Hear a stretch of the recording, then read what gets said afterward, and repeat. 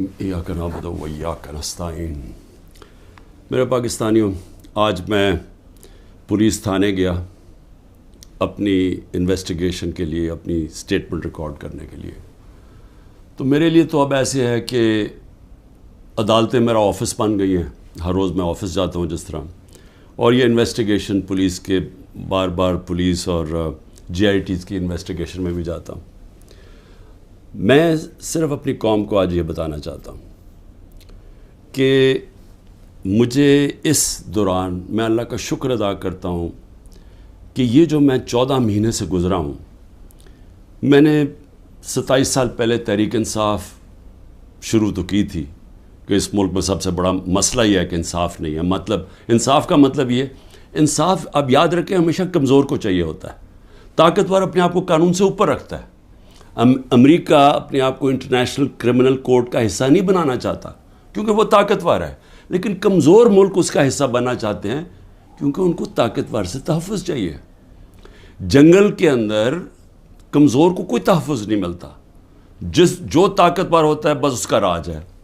تو انسانی معاشروں کے اندر، جس طرح میں آپ کو بار بار یہ چاہتا ہوں آپ کے ذہنوں میں چلا جائے کہ اللہ کے سارے پیغمبروں کا اصل مشن ہی انصاف تھا۔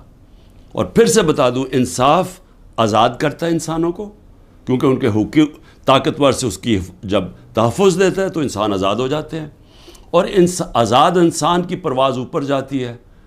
ایک انصاف کے معاشرے میں امن ہوتا ہے، اور امن، انصاف اور آزاد معاشرے خوشحال ہوتے ہیں۔ جو آج آپ سارے دنیا کے معاشرے دیکھ لیں، یہ جو بھی مغرب، یورپ وغیرہ، یہ جو بھی خوشحالی ہے وہاں یہ ساری چیزیں ہیں، انصاف ہے، آزاد ہیں، امن ہے، خوشحال ہے۔ ہمارا مسئلہ یہ ہے کہ انصاف نہیں ہے، تو یہ میری سٹرگل چلی تھی۔ تو ان 14 مہینے میں مجھے صحیح طرح اندازہ ہوا ہے کہ یہاں تو بیچارہ کمزور پس جاتا ہے، یہاں تو جو ہمارا انصاف کا نظام ہے اس بیچارہ اس کو تو وہ بالکل نہتا ہے، اس کو معاشرہ بالکل اس کی حفاظت نہیں کرتا۔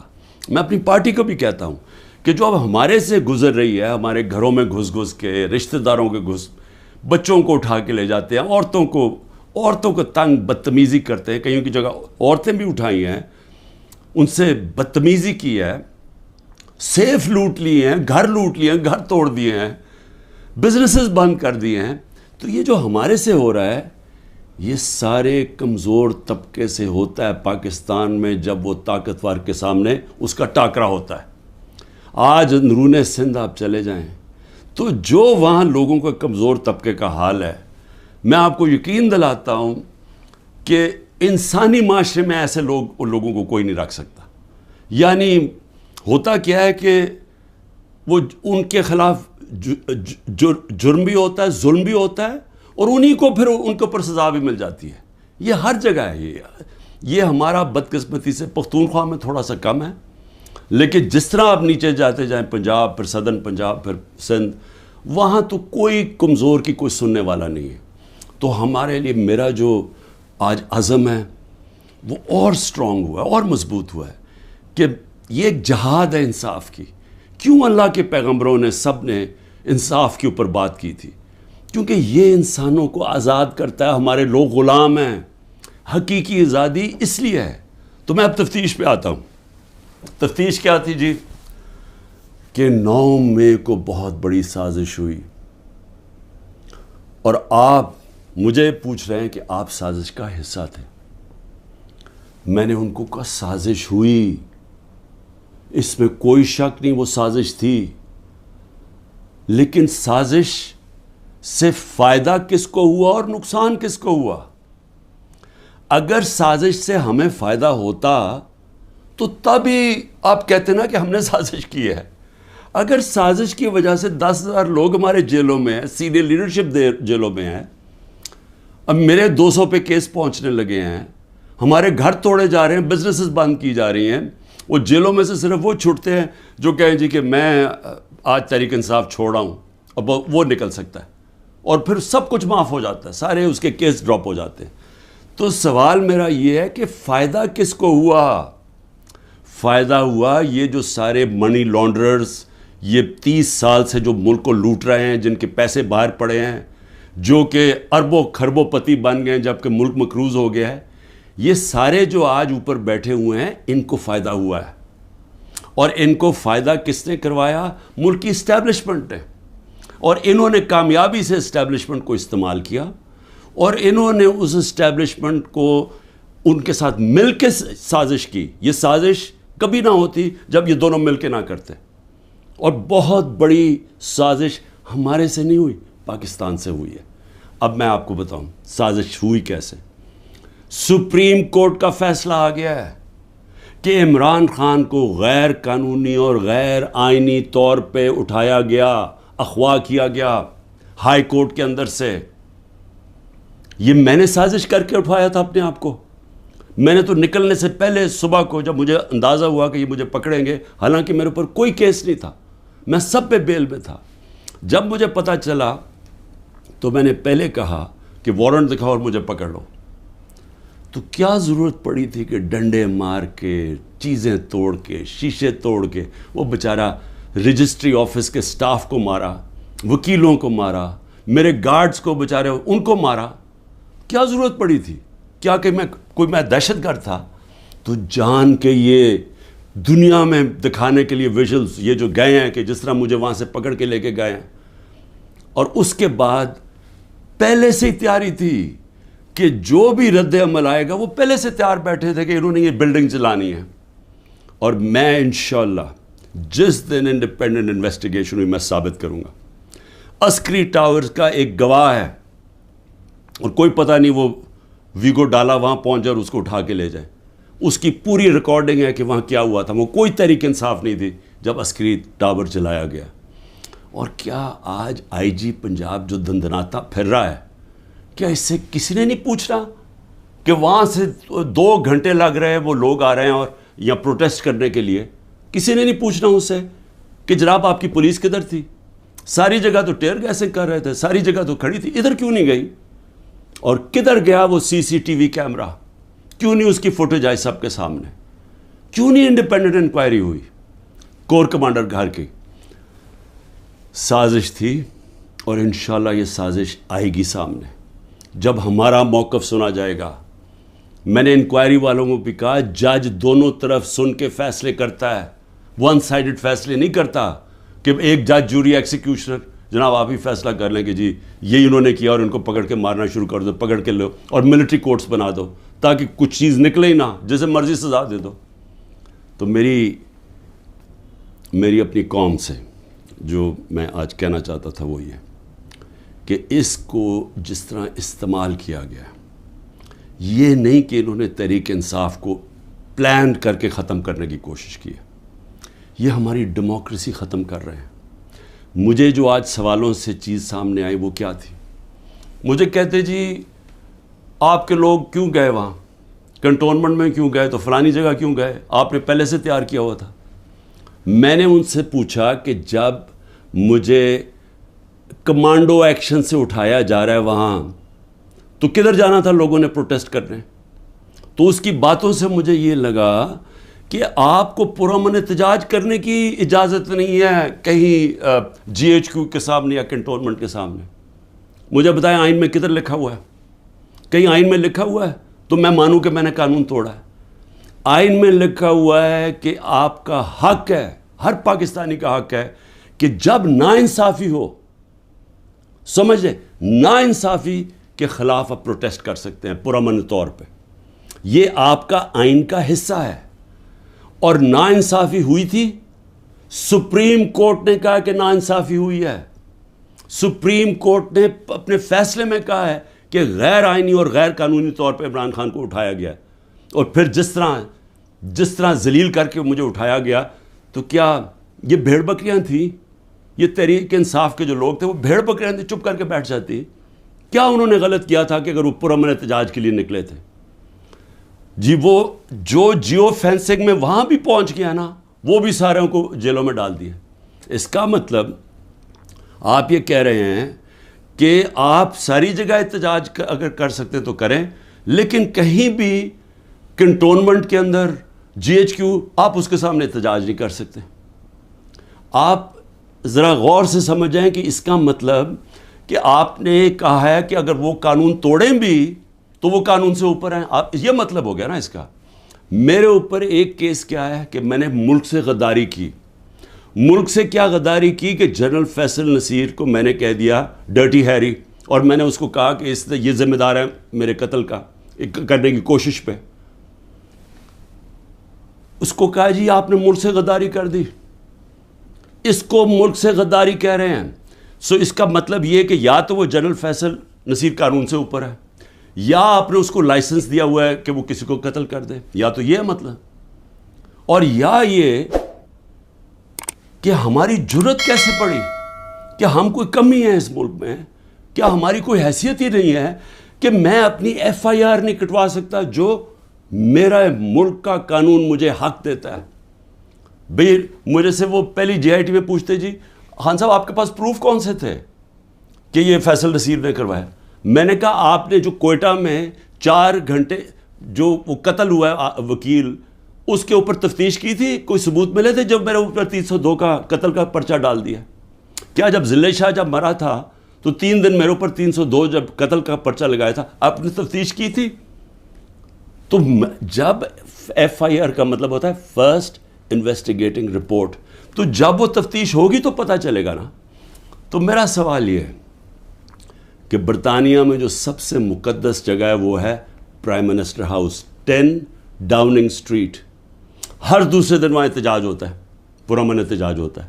کبھی کسی نے اس کے اوپر روکا ہے؟ تو مجھے یہ بتائیں کہ جب رینجرز کو دیکھ رہے ہیں مجھے اٹھا رہے اور کمانڈوز, تو کیا لوگوں نے کدھر جانا تھا؟ احتجاج ہی کرنا تھا نا. سوال یہ کیوں نہیں پوچھتے کہ وہ لوگ جو 25 لوگوں کو گولیاں سے مارا گیا, وہ لوگ جن کی نوجوانوں کی ٹانگیں چلیں گی, 3 لوگوں کی ٹانگیں کٹی, جو بستر پہ ہے, جو کمر پہ گولی لگی پیرالائز ہو گیا, وہ کیا پاکستانی نہیں تھے؟ ان کا کوئی حقوق نہیں ہے, ان کا کوئی نام ہی نہیں لے رہا کہ جی کور کمانڈر ہاؤس جلایا. ہم سب اس کے ہم مذمت کرتے ہیں. میں نے اپنی ججمنٹ میں لکھا ہوا ہے چیف جسٹس نے کہ عمران خان کو جب پہلی دفعہ, جب میں عدالت میں پہلی دفعہ مجھے پتہ چلا کہ ہوا کیا ہے, میں نے اسی وقت مذمت کی. اور میں نے کہا 27 سال میں نے ہمیشہ اپنی پارٹی کو کہا ہے کہ اپنے قانون کے بیچ میں رہنا ہے. میں نے کبھی اس ملک کا قانون نہیں توڑا, اور میں آج پھر کہتا ہوں کہ یہ جو کیا جا رہا ہے, یہ جو انکوزیشن ہے, یہ انصاف نہیں ہو رہا, ون سائیڈڈ ہے. کہ فیصلہ کر لیا کہ جناب آپ نے تحریک انصاف کو ختم کرنا ہے, تو ساری پارٹی کو, کتنے لوگ تھے جو یہ جو جدھر جو گھر جلیا, بلڈنگ جلی, کتنے ہوں گے؟ 100, 150, 200, 300, 400, 1000 ہوگا. تو 10,000 لوگوں کو کس طرح اندر ڈال دیں, اور پھر ان کو موقع دیں کہ وہ بتائیں تو صحیح کہ ان کی سائڈ کیا تھی. دوسرا کام جی 164 کے بیان لیے جا رہے ہیں. جو جیلوں کے اندر لوگ ہیں, جو خاص طور پہ جن کو انہوں نے سمجھا جی جیو فینسنگ میں آ گئے, ان سے بیان کیا لیا جا رہا ہے؟ میرے سینئر لیڈرشپ جو جیلوں میں ہے کہ جی 164 کا بیان دیں کہ عمران خان نے ہمیں حکم دیا تھا کہ وہاں جا کے گھر جلاؤ. یہ عمران خان کا حکم ہے, یہ ان سے بیان لے رہے ہیں.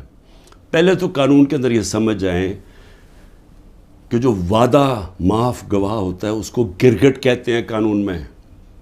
گرگٹ کا مطلب کہ وہ رنگ بدلتا ہے, وہ جدھر ہوتا ہے جس کے ساتھ ہوتا ہے اسی طرح کا بن جاتا ہے, اس کی کوئی اہمیت نہیں ہوتی. 2 مہینے سے کوشش کر رہے ہیں. اعظم خان کو ادھر پکڑا ہوا ہے, سینئر پاکستان کا سینئر بیوروکریٹ, اس کو اغوا کیا ہوا ہے. اس سے پوچھ رہے ہیں کہ عمران خان کے خلاف کوئی بیان دو, کوئی 164 کا وعدہ معاف گواہ, اور لوگوں کے اوپر پریشر ڈال رہے ہیں جس کو پکڑا ہوا کہ اس کے خلاف بیان دو. میری جو بھی یہ لوگ لگے ہوئے کر رہے ہیں, میں صرف ان کو ایک پیغام دینا چاہتا ہوں کہ اس ملک کا سوچیں, اس کو تباہ نہ کریں. یہ جو آپ کرنے جا رہے ہیں کہ سب سے بڑی پارٹی جو اکثریت پبلک جس کے ساتھ کھڑی ہے, اور اکثریت کا مطلب 70-80% پبلک آج جس کے ساتھ کھڑی ہے, اس کو عمران خان کو ختم کرتے کرتے ملک کی جمہوریت, ملک کی آزادی, ملک کی ادارے, ملک کا آئین, اس سب کو آپ ختم کرتے جا رہے ہیں. اور اس سے قومیں بچتی نہیں ہیں, خاص طور پہ جو اخلاقیات ختم کر رہے ہیں.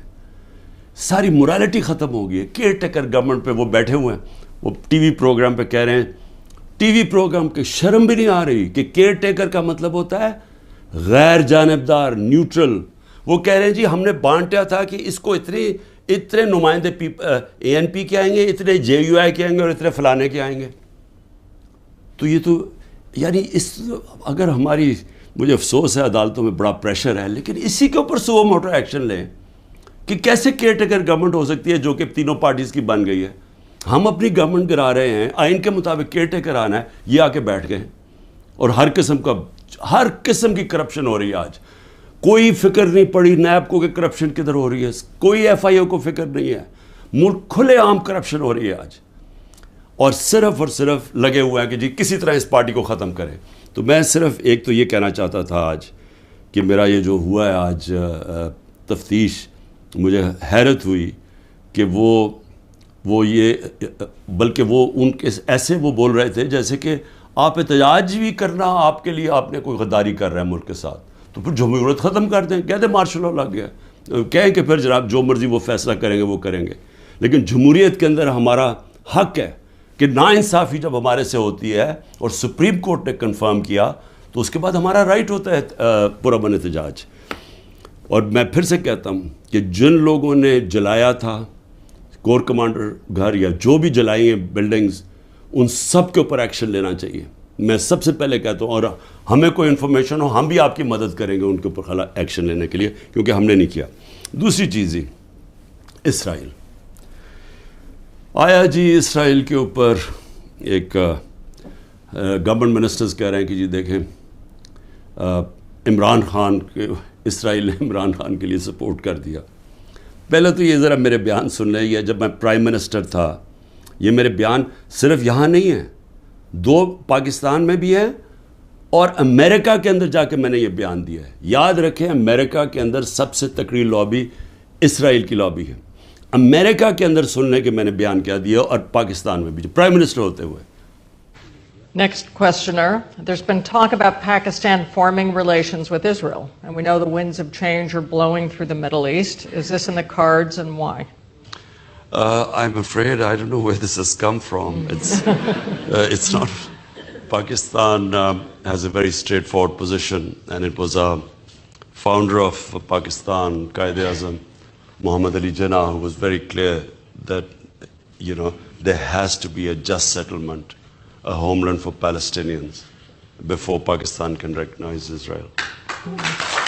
جو بھی کوئی ملک کرے، ہمارا تو موقف بڑا کلیئر ہے، اور ہمارا موقف قائد اعظم محمد علی جناح نے 1947 میں کلیئر کر دیا تھا، 1948 میں، کہ ہم اسرائیل کو کبھی تسلیم نہیں کر سکتے جب تک فلسطینوں کو ان کا حق نہیں ملتا، ان کو ایک جسٹ سیٹلمنٹ نہیں ہوتی. جو 2 نیشن تھیوری تھی پیلسٹینین کی کہ ان کو پورا ایک ان کی اسٹیٹ ملے جو کہ پیلسٹینین فیصلہ کریں، ٹھیک ہے. جب تک وہ نہیں ہوتا، اگر ہم وہ تسلیم کر لیتے ہیں تو ہمیں پھر کشمیر کا بھی، ہمیں ایگزیکٹلی سچویشن کشمیر کا ہے تو ہمیں وہ بھی گیو اپ کرنا چاہنا چاہیے. تو اس لیے پاکستان نہیں تسلیم کر سکتا اسرائیل کو. اب امریکہ میں میری بیان کی کیا اہمیت ہے؟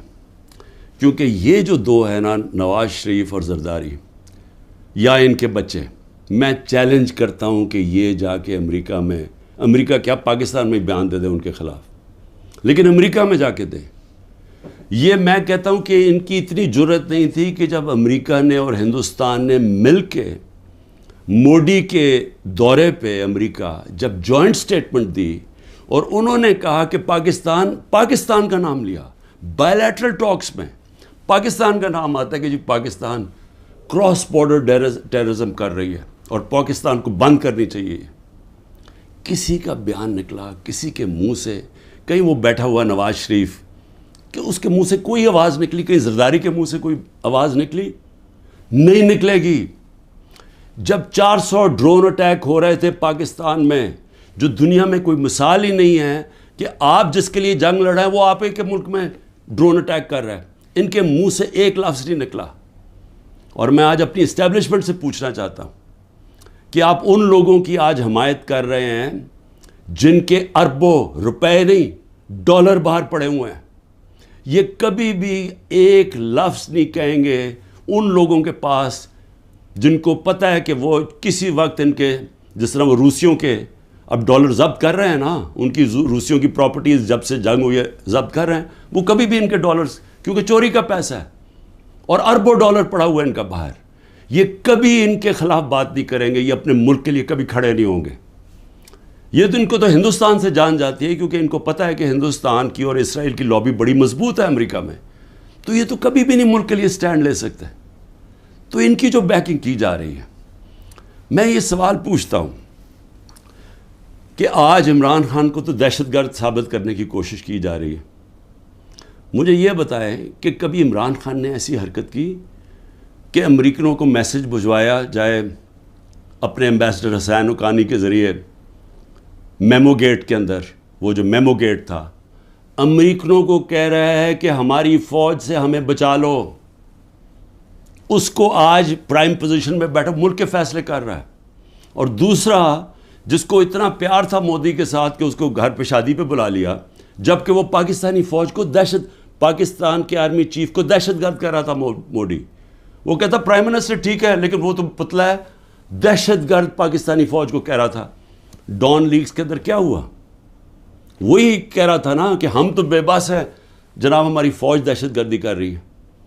وہ لوگ آج ملک کے فیصلے کریں اور وہ باہر بیٹھ کے اپنے بڑے بڑے محلات کے اندر، اربوں روپے کی پراپرٹیز کے اندر، وہ بیٹھ کے جناب وہاں فیصلے کریں کہ جی ملک میں کیا ہوگا، ملک میں الیکشن کب ہوگا، وہ فیصلے کریں. اور یہاں کیا نظر نہیں آ رہا ہماری اسٹیبلشمنٹ کو؟ آپ کو نظر نہیں آ رہا کہ یہ کر کیا رہے ہیں اس ملک کے ساتھ؟ کیا ان کا انٹرسٹ ہے پاکستان سے؟ کیا جب مشکل پڑی یہ ملک سے باہر نہیں بھاگے؟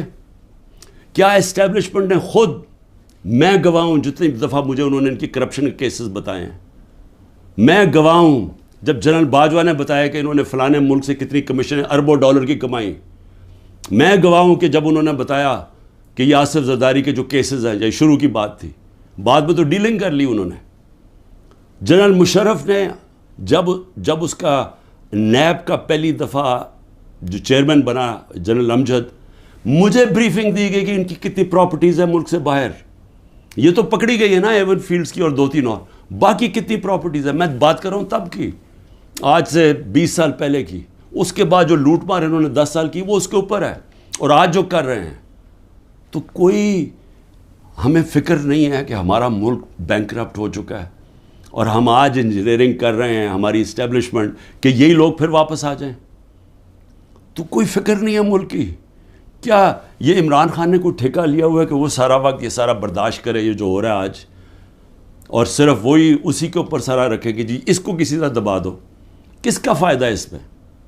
اور اس لیے میں آخر میں صرف یہ کہنا چاہتا ہوں کہ دیکھیں یہ بڑی خواب ہے پاکستان کی، بڑا، اس کے لیے بہت بڑے ذہن تھے علامہ اقبال، اس کے لیے جس نے کس طرح کی سٹرگل کی، وہ بہت ہی بڑے لیڈر تھے، قائد اعظم.